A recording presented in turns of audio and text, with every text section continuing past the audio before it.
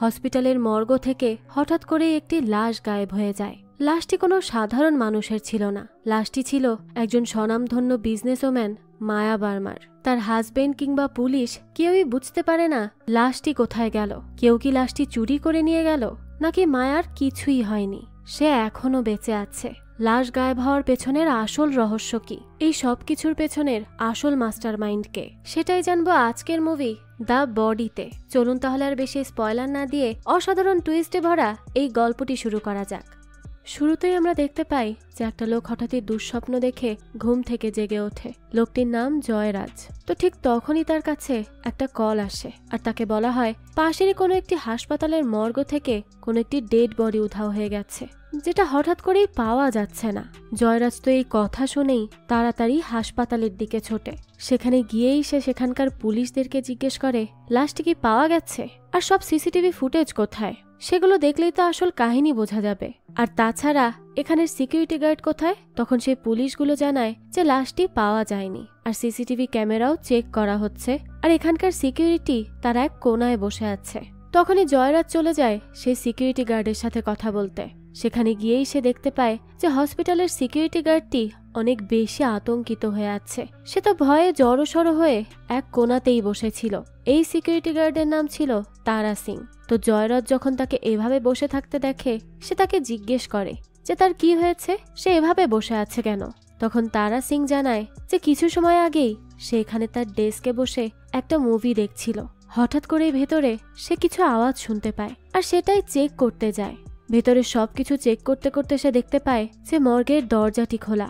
এরপরই সে চলে যায় ভেতরে, কিন্তু সেখানে গিয়েই সে দেখতে পায় যে একটা ডেড বডি মিসিং। এটা দেখেই তো সে প্রচন্ড ভয় পেয়ে যায়। সে সব জায়গায় চেক করতে শুরু করে। তখনই সে দেখে যে সেই লাশটি নিজে নিজেই লিফট দিয়ে নিচে নামছে। এই দৃশ্য দেখে তো সে অনেক বেশি ভয় পেয়ে যায়, আর এ কারণেই তার এখন এই অবস্থা। এই সব কিছু শুনে জয়রাজ নিজে চলে যায় মর্গে সেখানে চেক করতে, কারণ সিকিউরিটি গার্ড অর্থাৎ তারা সিং বারবারই বলছে যে ডেড বডিটি নিজে নিজেই লিফট দিয়ে পালিয়েছে, সেইটি নাকি নিজের চোখে দেখেছে। এর বেশি সে আর কিছুই জানে না। কিন্তু এটা কি করে সম্ভব। জয়রাজ তখন একটু ঠাট্টা করে বলতে থাকে ভূতের লিফটের কি প্রয়োজন, সে তো বন্ধ ঘর থেকেই যাওয়া আসা করতে পারে। এই জয়রাজ আসলে ভূত প্রেতে বিশ্বাস করত না, তাই সে মনে করতে থাকে যে এর পেছনে নিশ্চয়ই কারো হাত রয়েছে। তো এরপরই আমরা জানতে পারি যে ওই বডিটি আসলে একজন সফল বিজনেস ওম্যানের ছিল, যার নাম মায়া বার্মা। আর তার মৃত্যু আজ সকালেই হয়েছে হার্ট অ্যাটাকের কারণে, কিন্তু তার পোস্টমর্টেম এখনো হয়নি। জয়রাজ তখন হাসপাতালের একজন লোককে জিজ্ঞেস করে আচ্ছা এই তারা সিং লোকটি কেমন। সেই লোকটি জানায় যে এই তারা সিং অনেক ভালো, রাতে তো মর্গে কেউই থাকতে চায় না।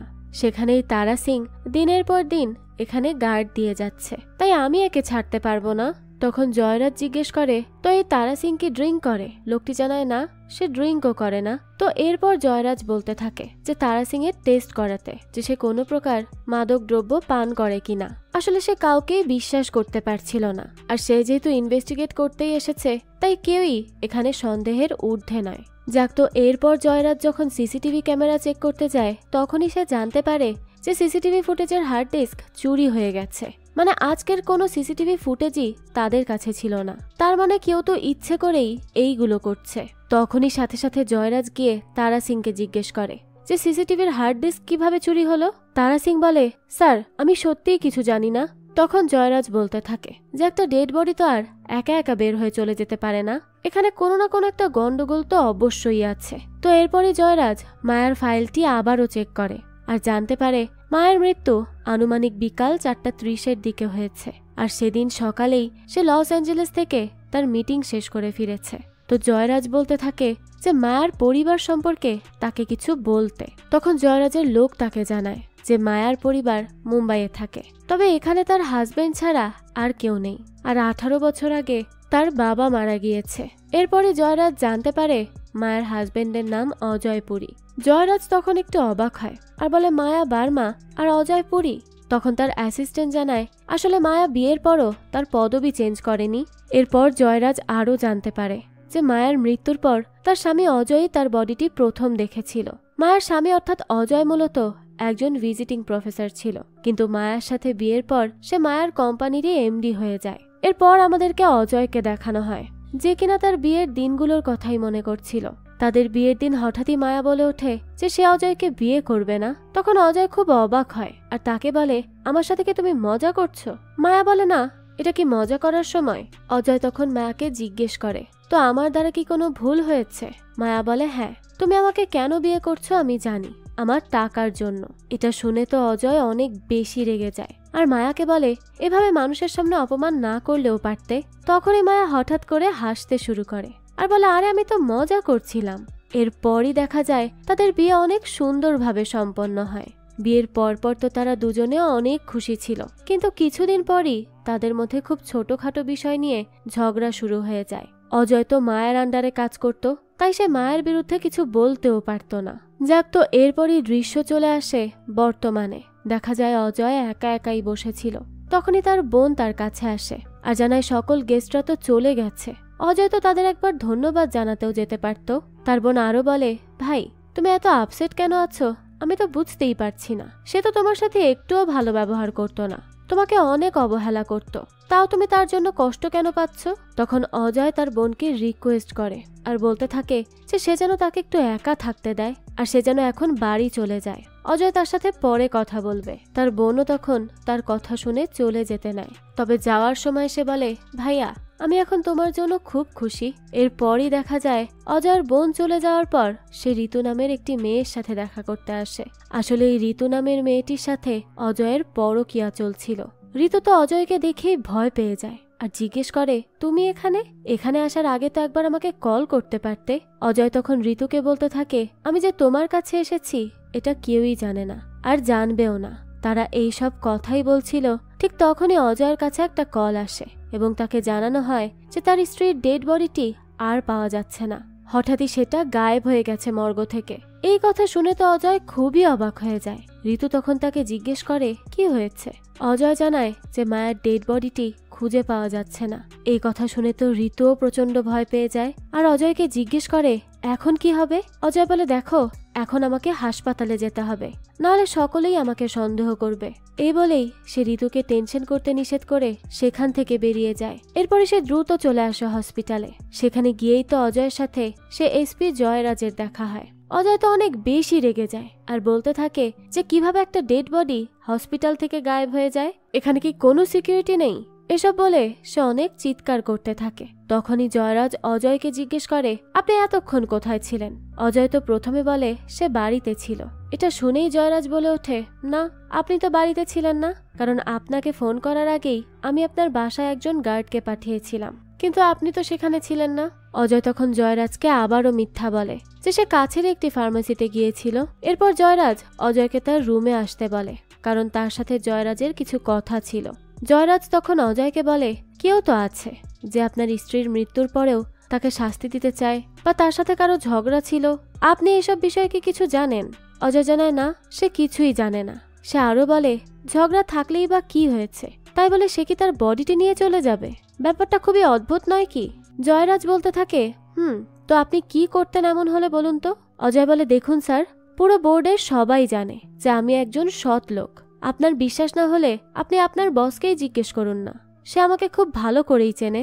আর আপনি আমাকে এসব প্রশ্ন কেন করছেন? আমাকে এসব প্রশ্ন না করে মায়ের বডিটা খুঁজুন না, সেটা তো সবচেয়ে বেশি ইম্পর্টেন্ট, তাই না? এরপর অজয় জয়রাজকে আরো জিজ্ঞেস করে যে আপনারা তো সিসিটিভি ফুটেজ দেখেছেন, তাই না? জয়রাজ জানায় না, কারণ সেই সিসিটিভি ফুটেজের হার্ড ডিস্কটাই চুরি হয়ে গেছে। এটা শুনে অজয় বলে, মজা করা হচ্ছে আমার সাথে? প্রথমে বডি গায়েব হয়ে গেছে আর এখন সিসিটিভি ফুটেজই পাওয়া যাচ্ছে না? তো এরপর অজয় জিজ্ঞেস করে যে আগেও কি এমনভাবে কোনো বডি চুরি হয়েছে? জয়রাজ তখন অজয়কে বলে, দেখুন, মায়া বার্মা একজন সফল বিজনেস ওম্যান ছিলেন। হতেই পারে তার সাথে বিজনেসের ইস্যু নিয়ে কারো ঝামেলা চলছিল। আপনি একটু ভালো করে চিন্তা করে তারপর আমাদের জানান যে মায়ার সাথে কি কোনো কারণে কারো ঝামেলা হয়েছিল। অজয় জানায় না, এরকম কিছুই তো নয়। জয়রাজ তখন অজয়কে বলে, একটু ভালোভাবে চিন্তা করে দেখুন তো। অজয় তখন বলে, আরে ভালোভাবে চিন্তা করেই বলছি, মায়ের কারো সাথে কোনো প্রকার ঝামেলা ছিল না। জয়রাজের পর জিজ্ঞেস করে বসে, আর আপনার সাথেও কোনো ঝামেলা ছিল না? অজয় বলে, আমার সাথে মানে? জয়রাজ বলে, দেখুন, আমি বলতে চাচ্ছি যে আপনার সাথে কি কারো কোনো সমস্যা বা ঝামেলা ছিল যার কারণে সে প্রতিশোধ নিতে মায়ের সাথে এমনটি করছে? অজয় বলে, না, এমন কিছুই না। জয়রাজ এরপর অজয়কে আরো কিছু জিজ্ঞেস করতে যাবে, তখনই একজন পুলিশ চলে আসে আর জয়রাজকে জানায় যে হসপিটালে সেই ডক্টরটি এসেছে যে কিনা মায়ার কেসটি হ্যান্ডেল করছিল এবং তাদেরকে তার সাথে দেখা করতে আসতে বলছে। জয়রাজ তো তখনই অজয়কে রুমে বসতে বলে ডক্টরের সাথে দেখা করতে যেতে চাচ্ছিল, কিন্তু তখন অজয় এর কারণ জিজ্ঞেস করে। জয়রাজ বলে এখানে আশেপাশে কোনো প্রকার ফার্মাসি নেই, তার মানে জয়রাজ অজয়ের মিথ্যা কথাটা ধরে ফেলেছে, তাই এখন সন্দেহ তার উপরেও বর্তায়। তো এরপরে ডক্টর জয়রাজকে জানায় মায়ের মৃত্যুর কারণ হার্ট অ্যাটাকই লাগছে, কিন্তু সে 100% শিওর না, কারণ পোস্টমর্টেম করা এখনো বাকি ছিল। সেটা করা হলেই সে একেবারে নিশ্চিত হয়ে বলতে পারত। ডক্টর আরো বলে হতে পারে সে মারাই যায়নি। জয়রাজ এটা শুনে অবাক হয় আর বলে কি বলছেন, এটা কিভাবে হবে? ডক্টর বলে দেখুন, আমাদের ডাক্তারি ভাষায় এরকম অনেক রোগীকে দেখেছি যারা 12 ঘন্টা পরও বেঁচে উঠেছে। তখন জয়রাজের সাথে থাকা পুলিশটি বলে সে যদি বেঁচেই থাকতো তাহলে তো জেগে উঠলে কারো কাছে সাহায্য চাইতো, এভাবে পালিয়ে তো যেত না। জয়রাজ তখন বলে আসলে তার কাছে মনে হচ্ছে কেউ এটা চাচ্ছিলই না যে তার পোস্টমর্টেমটি হোক আর সত্যটা সামনে আসুক, এই কারণেই হয়তো লাশ সরিয়ে ফেলেছে। আর তার কাছে তো আরো মনে হচ্ছে যে এটি একটি মার্ডার কেস। তখনই তো ডক্টর আর অন্যান্য পুলিশ অফিসার রেগে যায় আর বলতে থাকে যে জয়রাজ বডি খোঁজার বদলে ইচ্ছাকৃত এটাকে মার্ডার কেস বানানোর চেষ্টা করছে, কারণ 10 বছর আগে একটা অ্যাক্সিডেন্টের কারণে সে তার ওয়াইফকে হারিয়েছে, যা তার কাছে এখনো মার্ডার লাগে, আর এর জন্যই সে সব রকম কেসকে পার্সোনালি নিয়ে নেয়। তখন তো জয়রাজ খুবই রেগে যায় আর বলে তার ওয়াইফের মার্ডারই হয়েছে, সে এটা খুব ভালো করেই জানে। এরপরই পুলিশ অফিসারটি এবং ডক্টর তাকে সান্ত্বনা দেয়, কারণ তারা তখন জয়রাজের অবস্থা বুঝতে পারে। এদিকে অজয় জয়রাজের রুম থেকে যাওয়ার পরপরই ঋতুকে কল করে আর বলে এসপি জয়রাজের পুরো ডিটেলস তাকে জানাতে। ঋতু তখন অজয়কে ভয়ে ভয়ে বলে সে কোথায় আর তাকে কি পুলিশরা গ্রেফতার করেছে? অজয় বলে না, তাকে গ্রেফতার করেনি, কিন্তু তাকে একটি রুমে জয়রাজ রেখে গেছে আর কি সব প্রশ্ন করবে বলে। সে ঋতুকে তখন জয়রাজের ডিটেলস জানাতে বলে কল কেটে দেয়। এরপরই সে জয়রাজের সেই রুম থেকে বের হয় আর অন্য সকল পুলিশদের বলে আমি বাড়ি যাব। তখনই তারা তাকে বলে স্যার আপনি এখন বাড়ি যেতে পারবেন না। এগুলো বলতে বলতেই হঠাৎ করে হসপিটালের কারেন্ট চলে যায়। অজয় তো তখনও সেই অফিস রুমে একাই বসেছিল। হঠাৎ করে সে সেই ড্রেসটি দেখতে পায় যেটি মায়ার ছিল, তাই পাশের রুমে গিয়ে সে ওই ড্রেসটির কাছে যেতেই সেই আলমারির ভেতর একটা বক্স পায় যেখানে মায়ার কিছু জিনিসপত্র ছিল। সেই বক্সে অজয় TH-16 একটি শিশি পায়। এখান থেকে দৃশ্য চলে যায় ফ্ল্যাশব্যাকে আর আমাদেরকে সেই দিনের ঘটনা দেখানো হয়। আমরা দেখতে পাই মায়া বাথটাবে গোসল করছিল। সেই সময়ই অজয় ওই TH-16 একটি ড্রিঙ্কসে মিশিয়ে মায়ের কাছে আসে। মায়া তখন বলে একটা কেন, তুমি খাবে না? অজয় মায়াকে জানায় যে না, সে একটা মিটিংয়ে যাবে তাই সে খাবে না, কিন্তু মায়া তো সেটা মানতেই চাইছিল না। সে অজয়কে তার সাথেই থাকতে বলে। অজয় তখন জানায় খুবই গুরুত্বপূর্ণ একটা মিটিং, তাকে যেতেই হবে। মায়া তখন বলে যে এটা আমার কোম্পানি, আমি যা বলবো তাই হবে। এতে তো অজয়ের একটু রাগই হয়, তাই সে সেখান থেকে বের হয়ে চলে আসে আর লুকিয়ে দেখতে থাকে যে মায়া ড্রিঙ্কটি খায় কিনা। মায়াও তখন ড্রিঙ্কটি খেতে থাকে। এরপর হঠাৎ করেই সে ওয়াশরুম থেকে বের হয় আর দেখতে পায় অজয় তো তখনও অফিসে যায়নি। সে তখন অজয়কে এর কারণ জিজ্ঞেস করে। অজয় জানায় সে গাড়ির চাবি খুঁজে পাচ্ছে না। তখন মায়া বলে ভালোই হয়েছে, তোমাকে আজকে অফিসে যেতেও হবে না। এই বলেই মায়া তার ফোন নিয়ে তার অ্যাসিস্ট্যান্টকে বলে দেয় যে অজয় আজ অফিসে আসবে না। এটা শুনে তো তার অ্যাসিস্ট্যান্ট তাকে বলে এটা খুবই গুরুত্বপূর্ণ একটা মিটিং ম্যাডাম। তখন মায়া বলে যে মিটিং ক্যান্সেল করো, আমার অফিস আমি যা বলবো তাই করবে। এটা শুনে তো অজয় আরো রেগে যায়। তখনই মায়া হঠাৎ করে হাসতে শুরু করে আর অজয়কে বলে সে কাউকেই কল করেনি। এরপরে মায়া অজয়কে বলতে থাকে অফিসে যাচ্ছ ঠিক আছে, কিন্তু তাড়াতাড়ি ফিরে এসো। অজয় বলে দেখো আমার রাত হবে, তুমি ঘুমিয়ে পড়ো। মায়া তখন অজয়কে বলে যে যত রাতই হোক না কেন আমি তোমার জন্য অপেক্ষা করব। এরপরই দৃশ্য বর্তমানে আসে আর আমরা দেখি মায়ের লাশটি কোথায় গেল এটা নিয়ে অজয় চিন্তা করছিল। ঠিক তখনই জয়রাজ সেখানে চলে আসে। সে এসেই দেখতে পায় যে মায়ের এভিডেন্স বক্স অজয়ের কাছে। এটা দেখেই তো সে খুবই রেগে যায় আর এরপরই সেখানকার ডক্টর জানায় যে মায়ের সেলফোনটা মিসিং। তখন জয়রাজ অজয়কে জিজ্ঞেস করে মায়ের সেলফোন কোথায়? অজয় বলে আশ্চর্য, আমি কি করে জানবো?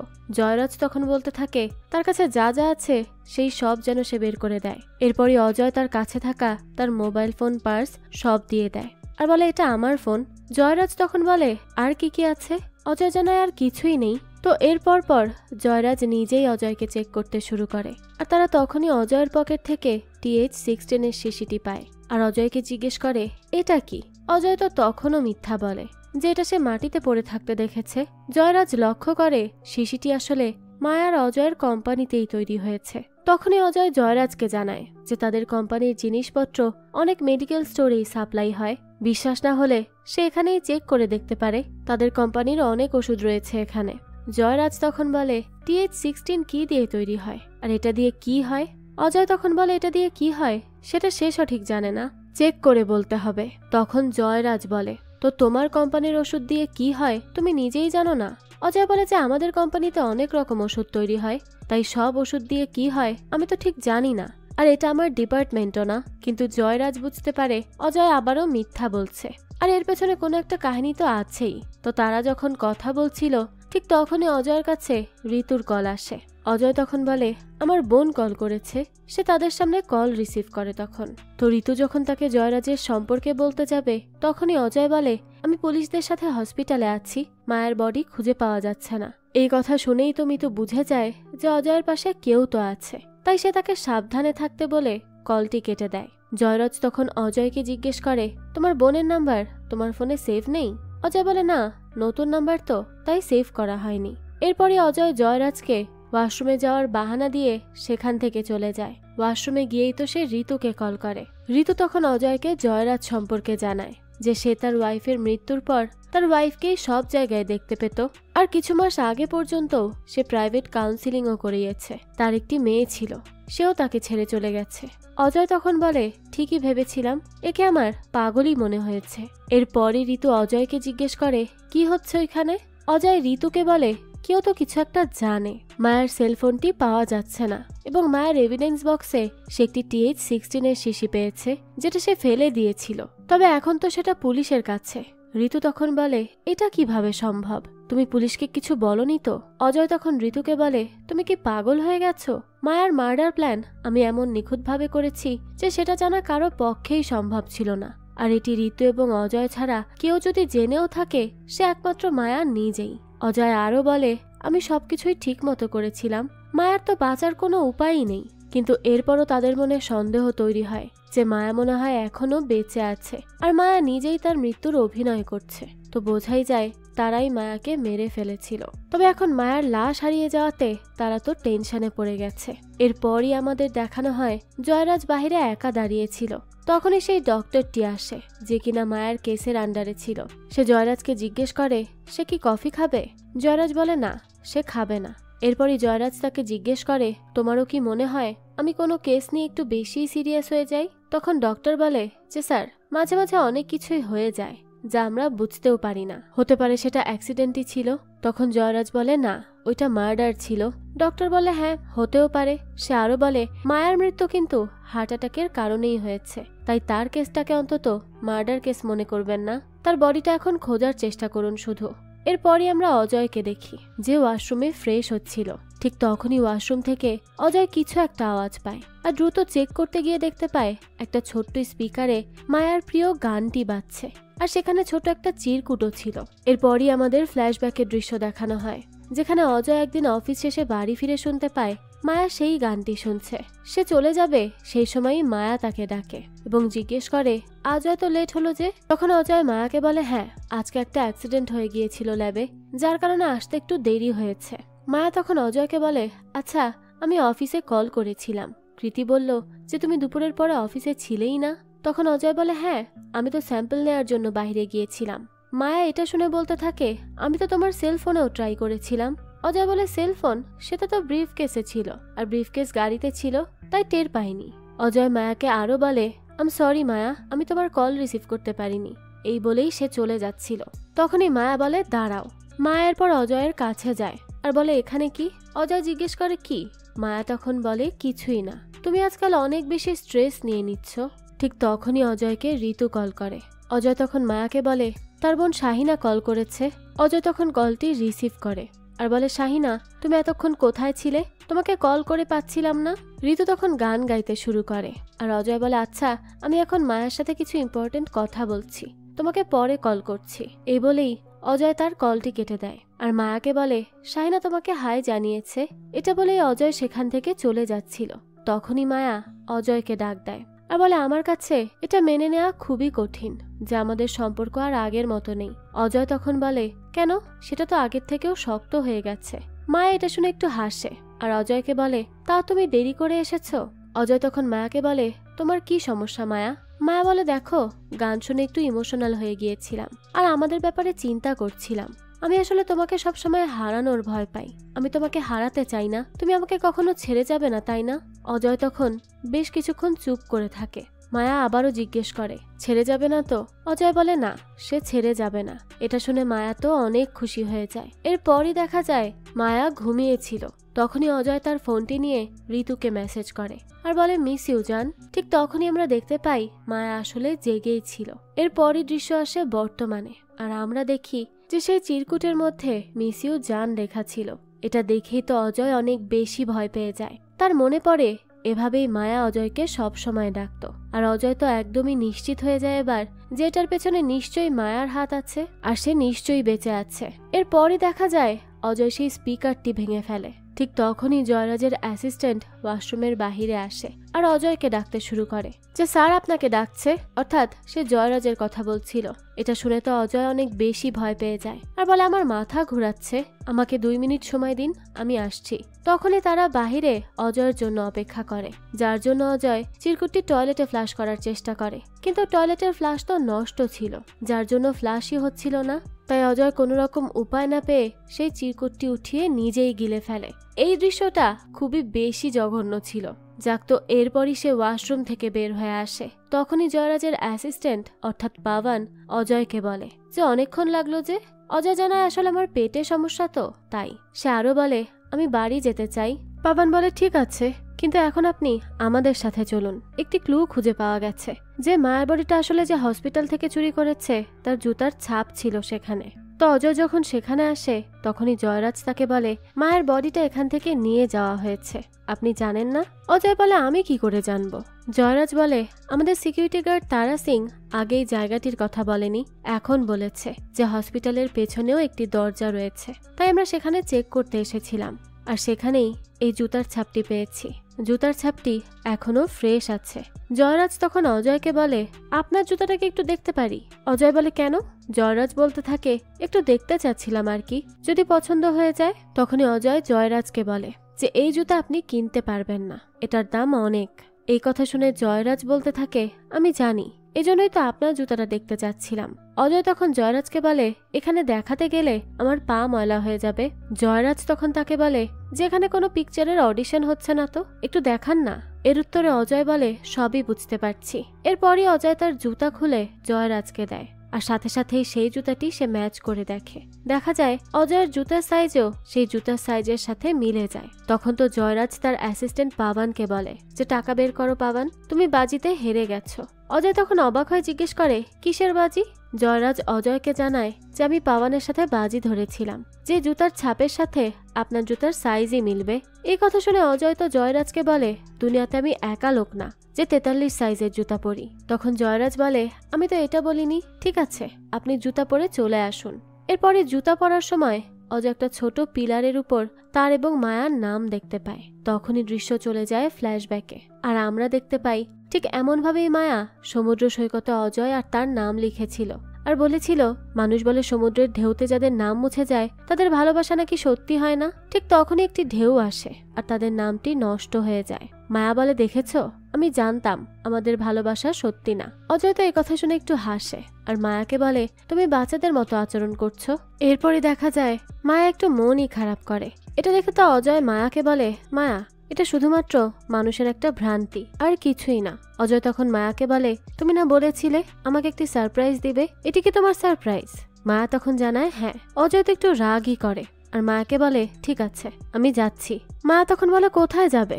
এটা বলেই সে গাড়িটি লক করে দেয়। অজয় তখন মায়াকে বলে মায়া গাড়ি খোলো। মায়া বলে এটা আমার গাড়ি, তুমি চাইলে নিজের গাড়ি দিয়ে যাও। এটা শুনে তো অজয় অনেক রেগে যায় আর বলে, মায়া তুমি কিন্তু এখন বেশি মজা করছো। ঠিক তখনই অজয় দেখতে পায় একজন একটা নতুন গাড়ি নিয়ে এসেছে। এটা দেখে তো অজয় অনেক বেশি খুশি হয়ে যায়। তখন মায়া বলে, এটাই হলো সারপ্রাইজ, পছন্দ হয়েছে? অজয় বলে, হ্যাঁ খুবই পছন্দ হয়েছে। এরপর তারা দুজনেই সেই নতুন গাড়ি নিয়ে ঘুরতে যায়। দৃশ্য আবারও চলে আসে বর্তমানে। আমরা দেখতে পাই কেউ একজন হসপিটালের ফায়ার অ্যালার্ম অ্যাক্টিভেট করে দিয়েছে। এ কারণে হসপিটালের ভেতর পানি পড়া শুরু হয়ে যায়। এই সুযোগে অজয় একটা অন্ধকার রুমে ঢুকে পড়ে আর দ্রুত ঋতুকে কল করে। তাকে জিজ্ঞেস করে সে কোথায় এখন।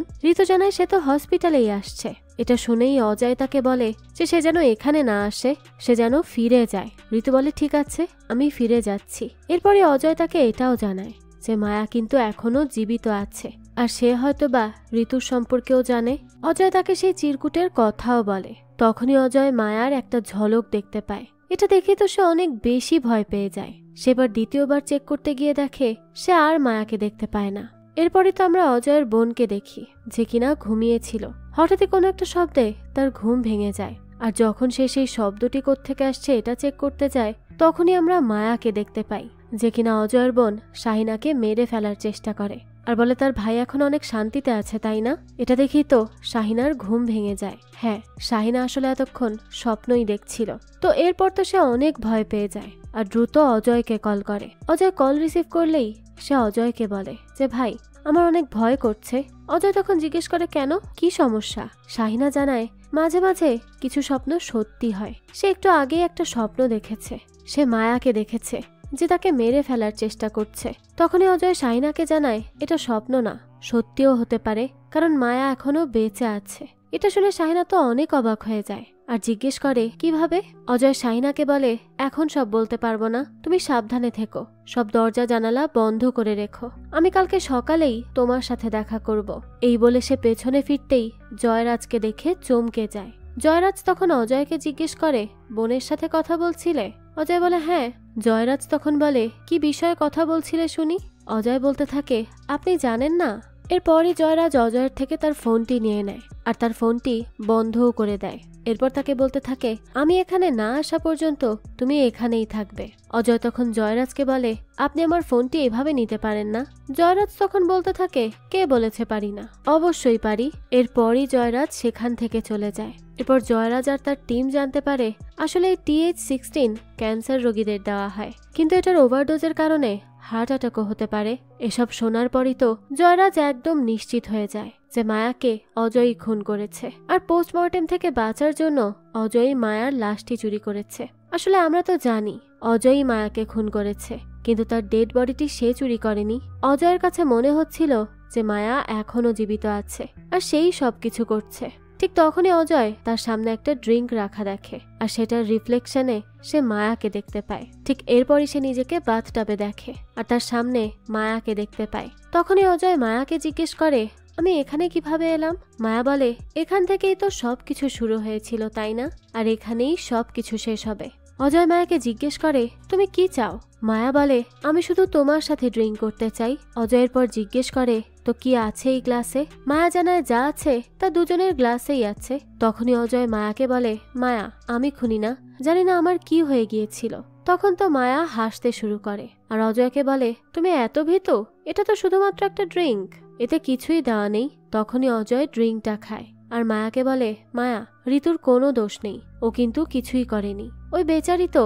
এতটুকু বলতে বলতেই অজয়ের খুব কষ্ট হতে শুরু করে। মায়া তখন অজয়কে বলে, বিশ্বাস করো এটাই আমার শেষ মজা ছিল।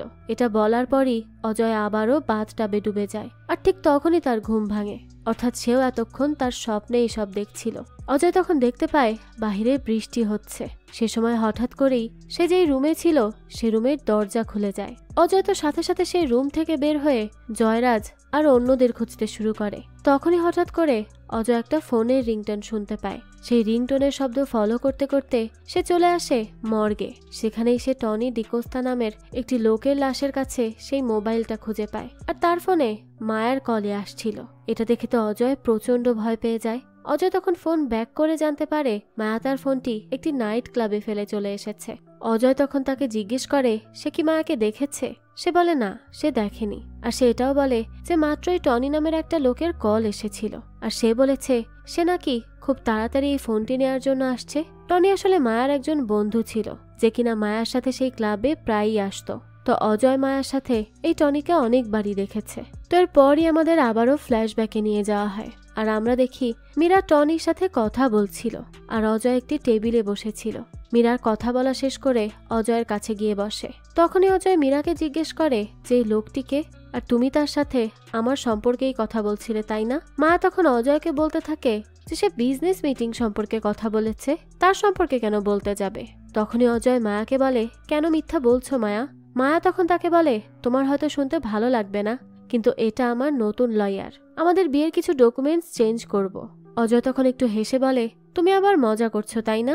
তখন মায়া বলে, হেসে নাও, পরে পস্তাবে। তখনই তো অজয় রেগে যায় আর বলে, তুমি কি চাও, সবাই তোমার পায়ের জুতা হয়ে থাকবে? মায়া বলে, না, সবাই না, শুধু তুমি। এই বলেই সে হাসতে শুরু করে। তখনই অজয় মায়াকে বলে, দেখো, সবসময় এসব মজা কিন্তু ভালো লাগে না। আর মায়া তখন অজয়কে বলতে থাকে, তুমি এত পরিমাণে বোকা যে তোমাকে বোকা বানানোর সুযোগ আমি হাতছাড়া করতে চাই না। এরপরই অজয় বলে যে এবার সত্যি করে বলো তো যে সে তোমার লয়ার না? মায়া বলে, না, সে আমার সাইকোলজিস্ট। অজয় তখন বলে, ঠিকই আছে, তোমার সাইকোলজিস্টেরই দরকার, কারণ তুমি একটা পাগল। মায়া তখন বলে, হ্যাঁ, আমি পাগল, আমি তোমার প্রেমে পাগল। এরপর দৃশ্য আবারও আসে বর্তমানে, আর দেখা যায় অজয় ঋতুকে কল করে খুব তাড়াতাড়ি সেই নাইট ক্লাবে যেতে বলে, কারণ সে মনে করছিল এই সব কিছুর পেছনে টনি মায়াকে সাহায্য করছে। এরপরই কথা শেষে সে টনির ফোনটি তার কাছেই রেখে দেয়। এদিকে এরপর অজয়কে জয়রাজের কাছে নিয়ে যাওয়া হয়। জয়রাজের অ্যাসিস্ট্যান্ট পাবান তখন জয়রাজকে জানায় যে রুমের দরজা খোলা ছিল। এটা শুনে জয়রাজ অবাক হয় আর বলে, কি বলছো? আমি তো দরজা ঠিক মতোই বন্ধ করে এসেছিলাম। তখনই অজয় বলে, তো আমি কি ডুপ্লিকেট চাবি নিয়ে ঘুরি নাকি? তখন জয়রাজ অজয়কে বলে, না না, আপনি তো বিষ নিয়ে ঘোরেন। এরপরই জয়রাজ অজয়কে সব দোষ স্বীকার করতে বলে যে সেই মায়াকে মার্ডার করেছে এবং তার লাশটিও চুরি করেছে। কিন্তু অজয় তো এগুলো অস্বীকার করে, কারণ সে বুঝতে পারে মায়া এখনো জীবিত আছে। জয়রাজ তখন অজয়কে এটা জানায় যে কিছুদিন আগে মায়া তোমার উপর নজর রাখার জন্য একজন প্রাইভেট ডিটেকটিভ হায়ার করেছিল, যার নাম টনি ডিকোস্তা ছিল। অজয়ের কাছে তো এই নামটি খুব পরিচিত লাগতে থাকে। তখনই তার মনে পড়ে যায় যে লাশটির পাশে সে ফোনটি পেয়েছিল, সেই লাশের ওখানেই তো টনি ডিকোস্তা নামটি লেখা ছিল, মানে সেও আর বেঁচে নেই। অজয় তো তখন জয়রাজকে টনি ডিকোস্তার লাশটি দেখাতে নিয়ে যায়। তখনই সে সেখানে সেই নামটি আর খুঁজে পায় না। এটা দেখে তো অজয় অনেক বেশি ভয় পেয়ে যায়, আর সে তখনই ওয়াশরুমে গিয়ে বমি করতে শুরু করে। জয়রাজরা তো তার এই অবস্থা দেখে সেখান থেকে চলে যায়। তখনই ঋতু অজয়কে কল করে, আর অজয় ওয়াশরুমে গিয়ে ঋতুর কলটি রিসিভ করে। ঋতু তখন অজয়কে জানায় তার সেই নাইট ক্লাবে যাওয়ার প্রয়োজনই পড়েনি, কারণ ঋতু যখন নাইট ক্লাবে যাওয়ার জন্য বের হচ্ছিল তখন সে তার বাসার সামনে একটা পেন ড্রাইভ পায়, যেটার ভেতর অজয় আর ঋতুর অনেকগুলো ছবি ছিল। এটা শুনে তো অজয় একদম নিশ্চিত হয়ে যায় যে মায়া অজয় আর ঋতুর সম্পর্কের কথা আগে থেকেই জানতো, আর এজন্যই সে তাদের সাথে এরকম অভিনয় করছে। অজয় তখন ঋতুকে দ্রুত তার বাসা থেকে বের হয়ে আসতে বলে। ঠিক তখনই তার কথা শুনে বাসা থেকে বের হয়ে যায় ঋতু। এরপর রাস্তার দিকে যেতেই ঋতুর একটি গাড়ির সাথে ধাক্কা লেগে যায়, যেটা শুনে অজয় খুবই ঘাবড়ে যায় আর সেই হসপিটাল থেকে বের হওয়ার চেষ্টা করে। তখনই জয়রাজ অজয়কে আটকায়। তখন অজয় জয়রাজকে বলে, তুমি কি আমাকে আটকানোর? এই কথা বলেই সে তার সাথে খুব খারাপ ব্যবহার করা শুরু করে আর বলতে থাকে, আমাকে এখন ঋতুর কাছে যেতে হবে। কিন্তু পুলিশ তাকে আটকে ফেলে, কারণ অজয়ের বাসায় সিসিটিভি ফুটেজে সেই হার্ড ডিস্কটা খুঁজে পাওয়া গিয়েছিল, যেটায় দেখা যায় মায়ের ডেড বডিকে কেউ একজন টেনে নিয়ে যাচ্ছে। এরপরই তো জয়রাজ রেগে গিয়ে অজয়কে একটা চড় মেরে বসে। জয়রাজ তখন অজয়কে জিজ্ঞেস করে, মায়ের ডেড বডি কোথায়, আর এই ঋতুটাই বা আসলে কে? অজয় তখন আর কোনো উপায় না পেয়ে তার আর ঋতুর সম্পর্কের কথাটা বলেই দেয়। আসলে ঋতু সেই ইউনিভার্সিটিতেই পড়তো যেখানে অজয় গেস্ট লেকচারার ছিল। তাকে প্রথম দেখার পর থেকেই অজয় তাকে খুব ভালো লাগতে শুরু করে, আর এক পর্যায়ে গিয়ে তাদের রিলেশনও শুরু হয়। পরে সম্পর্ক অনেক গভীর হওয়ার পর এক পর্যায়ে গিয়ে ঋতু চাচ্ছিল এভাবে লুকিয়ে না থেকে একসাথে সেটেল হয়ে যেতে, কিন্তু মায়া থাকতে তো সেটা সম্ভব হচ্ছিল না, কারণ মায়া বেঁচে থাকতে কখনোই তাকে কোনো টাকা পয়সা বা সম্পত্তির ভাগ দিত না। তাই প্রেমে অন্ধ হয়ে যাওয়া অজয় নিজেই তার স্ত্রী মায়াকে মেরে ফেলার সিদ্ধান্ত নেয় এবং তাকে মেরেও ফেলে। অজয় এই সব কিছু স্বীকার করার পর জয়রাজ কিছু পুলিশ অফিসারদের ঋতুর অ্যাক্সিডেন্টের লোকেশনে পাঠায়। কিছুক্ষণ পরই জয়রাজের ফোনে কল আসে। তখনই সে আর অজয় জানতে পারে যে পুলিশ জঙ্গলে একটা মেয়ের লাশ খুঁজে পেয়েছে। অজয় তো এতে অনেক বেশি ভয় পেয়ে যায়, কারণ তার কাছে মনে হচ্ছিল সেই লাশটি ঋতুর। এরপরই তারা সেই লোকেশনে পৌঁছায়। অজয় সেখানে যাওয়ার পরই সেই ডেড বডিটা যখন অজয়ের সামনে রাখা হয়, অজয় তো সেটা দেখে খুবই অবাক হয়ে যায়, কারণ সেই ডেড বডিটি আসলে মায়ার ছিল। এটা দেখে তো অজয় অনেক অসুস্থ হয়ে যায়। সাথে সাথে পুলিশরা এটাও জানতে পারে যে অজয়ের বলা লোকেশনে, মানে ঋতু যেখানে অ্যাক্সিডেন্ট হয়েছিল সেখানে আসলে কিছুই হয়নি, এমনকি ঋতু নামের কেউ সেখানে থাকেও না। তখনই জয়রাজ বলে, ভালো প্ল্যান সাজিয়েছে অজয়, কিছুক্ষণের জন্য আমিও মনে করেছিলাম যে মায়া হয়তো বেঁচে আছে। এরপরই বাকি সকল অফিসাররা যখন মায়ের লাশটি নিয়ে চলে যাচ্ছিল, তখনই জয়রাজ অজয়কে অ্যারেস্ট করতে থাকে। ঠিক তখনই অজয় সুযোগ বুঝে জয়রাজকে এক ধাক্কা দিয়ে পালিয়ে যাওয়ার চেষ্টা করে, কিন্তু বেশ কিছুক্ষণ দৌড়ানোর পরই অজয়ের অনেক বেশি শ্বাসকষ্ট শুরু হয় আর সে মাথা ঘুরে সেখানেই মাটিতে পড়ে যায়। জয়রাজও তখন অজয়ের কাছে চলে আসে। অজয় তখন জয়রাজের কাছে সাহায্য চায় আর জিজ্ঞেস করে তার এমনটা কেন হচ্ছে। তখনই আসে এই গল্পের সবচেয়ে বড় টুইস্ট। জয়রাজ তখন অজয়কে বলে, এটা সেই TH-16 এর জাদু যেটা দিয়ে তুমি মায়াকে মেরেছ। জয়রাজ তো আরো বলে যে 10 বছর আগে আমার ওয়াইফ একটা গাড়ির অ্যাক্সিডেন্টে মারা যায়। তারা তখন চাইলেই তাদেরকে সাহায্য করতে পারত, কিন্তু তারা তা করেনি। কি মনে কিছু পড়ে? আসলে মায়ার বেপরোয়া গাড়ি চালানোর জন্যই সেদিন জয়রাজের গাড়ির সাথে অজয়ের গাড়ির অ্যাক্সিডেন্ট হয়েছিল।